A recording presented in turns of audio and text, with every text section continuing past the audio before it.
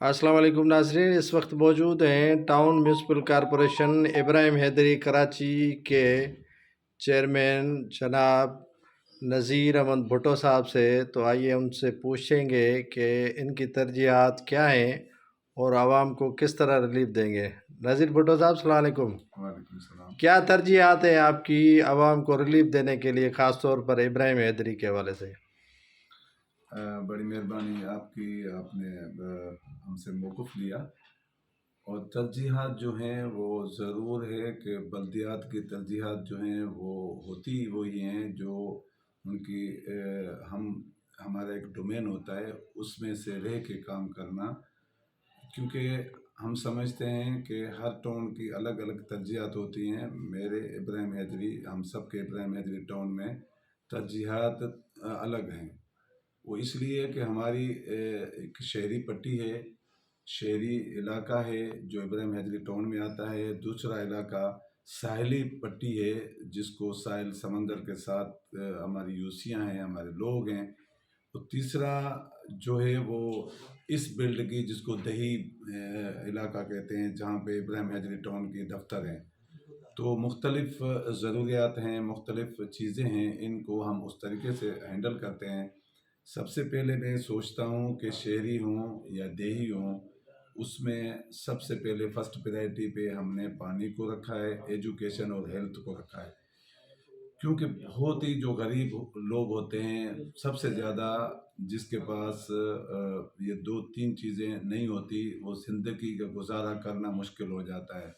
बाकी चीज़ों के बगैर हमारे देही इलाकों के जो हमारे गोठ हैं उनमें और उनकी ज़रूरियात ये हैं कि एजुकेशन, उनका बच्चा जो है वो पढ़ने के लिए उनकी फीसिस नहीं होती, हमने एजुकेशन पे काम कर रहे हैं।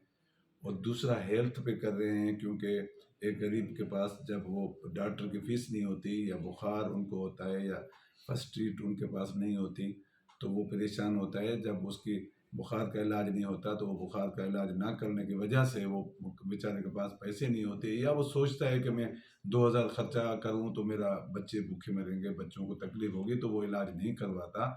उसकी वजह से उसको बड़ी बीमारियां लॉक होती हैं, उसको टाइफाइड हो जाता है। उसके बाद वो अपना अखराजात से वो अवर चला जाता है, जबकि वो बीमार होकर उसकी ज़िंदगी गुजारने पे मजबूर हो जाता है कि वो उनकी ज़िंदगी रहती नहीं है। भुट्टो साहब, आपके इलाके में इब्राहिम हैदरी जो आपने बताया, वहाँ पर मनशियात का गढ़ है। मनशियात इतनी तादाद में चल रही है कि जिसका हिसाब नहीं है। उस पर आप क्या काम करना चाहते हैं या किया है? हाँ जी, हकीकत है कि ये मंशियात जो है वो हमारे नौजवानों, हमारे नस्ल के लिए बहुत बड़ा एक नुकसान है। हमने उसके लिए जो है वो जब भी कोई काम होता है टाउन की तरफ से, मेरे पास पुलिस तो मेरे अंडर नहीं है कि जिस पे आर्डर दे के काम करवाऊँ, लेकिन गाय बगाए मेरी मीटिंग्स होती हैं एसएसपी साहब से, और वहाँ इलाके के हमारे जहाँ यूसीज हैं वहाँ से हमारे नुमाइंदे जीत के आते हैं। जो कंप्लेन होती है उनके साथ खड़े होके हम काम भी करवाते हैं, रुकावट भी डालते हैं। और हम हर उनकी कुछ रैलियाँ निकली हैं जिसमें मैं खुद उनकी रैलियों में शरीक हुआ हूँ। इब्राहिम हैदरी में एक रैली निकली जिसमें मैं खुद गया, रैली को हम देख रहे हैं। सो ये मंशियात को बंद करवाना बहुत ज़रूरी है। हमने पुलिस को भी बोला है, और मैं खुद भी 2-4 बार जो वहाँ से चीज़ें आती हैं उसमें रुकावट बनने की कोशिश है।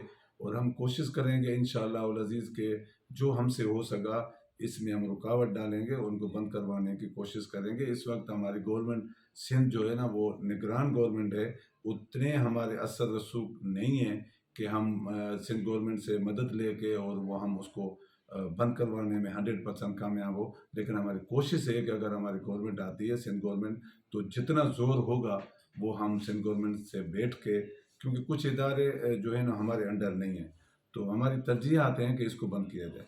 स्कूल बंद हैं काफ़ी। तो आपने एजुकेशन का बताया, हेल्थ का बताया, पानी की सहूलियात का बताया, तो स्कूल काफ़ी बंद हैं। तो उसे खोलने के लिए या विज़िट करने के लिए अभी तो तातीलात हैं, तो कुछ करेंगे इस पे?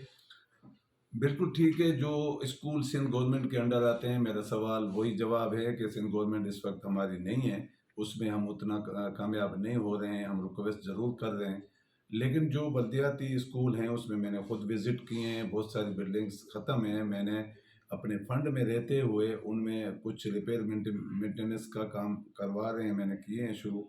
और कुछ जो हैं वो मैंने क्लिक को बिल्डिंग्स दी हैं, जो हमें नई बिल्डिंग्स की ज़रूरत है। इससे पहले हाल जो है वो आप सही कह रहे हैं कि हमारे स्कूलों का हाल बिल्कुल नहीं है। मैं मानता हूँ कि उस किस्म का काम नहीं हुआ, लेकिन उसमें हमने जो हमारे मखसूस हमारा एक बजट है, उसमें रहते हुए हम उसमें एजुकेशन के स्कूलों को काम ज़रूर करवा रहे हैं। कुछ हम बिल्डिंग्स किराए पे लेके एजुकेशन की खोलना चाहते हैं कि हमारी तालीम स्टार्ट हो। लेकिन बेंडिंग ये है कि हर चीज़ में हमें रुकावट ये आ रही है कि सिंध गवर्नमेंट से परमिशन लेना पड़ता है। हम हमारे जो कवानीन हैं उन्होंने हमारे हाथ बांध के रखे हैं, क्योंकि मैं समझता हूँ जो भी बिल्डिंग मैं किराए पे लेता हूँ तो मुझे कानून रोक रहा है, मुझे कानून ये बता रहा है कि मैं उसकी बिल्डिंग किराए पे नहीं ले सकता हूँ, मैं किराया नहीं दे सकता हूँ टाउन के फंड से। ये कवानीन हैं जिन्होंने रोका है, उसको हम इम्प्लीमेंट के लिए हमने सिंध गवर्नमेंट को लेटर लिखे हैं। जैसे हमारे पास इस वक्त एजुकेशन में हमारे पास जो है वो उस्ताद नहीं है। मैंने लेटर लिखा है सिंध गवर्नमेंट को कि मुझे उस्तादों के लिए, मुझे टीचरों के लिए परमिशन मिले, मैं अपने अपॉइंट करना चाहता हूँ, क्योंकि हमारे पास टाउन में बिल्कुल डिपार्टमेंट ख़त्म है कि वो उठाने के लिए। मैंने लेटर लिखा है, जब मुझे उनकी परमिशन मिल जाएगी तो नया टीचर अपॉइंट करूँगा और फिर एजुकेशन को इंशाल्लाह और अज़ीज़ आगे लेके जाएंगे। हेल्थ के लिए मैंने 2 एम्बुलेंस अपने बजट में रखी हैं और हेल्थ के लिए मैंने 2-3 जगहों पे इफ्तिताह किए हैं, लेकिन वहाँ पे वही रुकावट है कि आप किराया नहीं दे सकते टाउन टाउन की तरफ से। तो मुझे समझ में नहीं आता कि ये कानून की रुकावटें जो है ना, जब तक टाउन को पावर ये नहीं होंगे तो हम जब काम करना चाहते हैं तो भी ये उस हिसाब से कर नहीं पा रहे हैं। बड़ी मेहरबानी। ये थे नज़ीर अहमद भुट्टो साहब जिन्होंने अपने ख्यालात का इज़हार किया। बड़ी मेहरबानी।